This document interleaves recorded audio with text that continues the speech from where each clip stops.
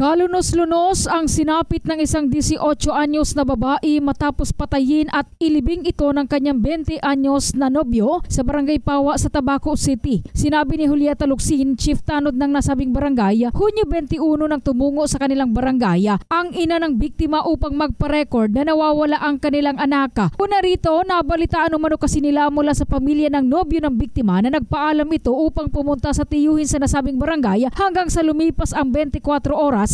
Hindi pa rin nakakauwi ang biktima. Dito na humingi ng tulong ang pamilya sa barangay at sa Tabaco PNP. Paglilinaw ni Lucsina, hindi residente ng Pawa ang biktima at nobyo bagkos ay pareho itong mga taga-barangay Santo Cristo. Linggo, Hunyo 22, nang tulungan ni Lucsina ang ina ng biktima para puntahan ang sinasabing tiyuhin kung saan daw pumunta ang biktima at nobyo nito. Nakausap nila ang tiyuhin at nagpaalam na pumasok para hanapin ang biktima. Subalit sa mga oras na yon, bigo silang makita ang nasabing babae. Matapos ang ilang oras, tinawagan si Lucsina ng isa sa mga kagawad at pinapupunta siya sa Purok 5 dahil sumuko ang nobyo nito. Aniya, doon na napag-alaman at nakumpirma na naroon sa compound ng tiyuhin ng biktima, patay at inilibing sa lupa. Sa ngayon, hawak na ng PNP ang sospek at inaalam pa ang dahilan ng krimen. Labis naman ang hinagpis ng kaanak ng biktima, mas lalo pat napag-alaman na nabuntis ang biktima. In the heart of changing lives, ako si Brigada Julie Rodriguez Beliena ng Brigada News from Philippines, the Music and News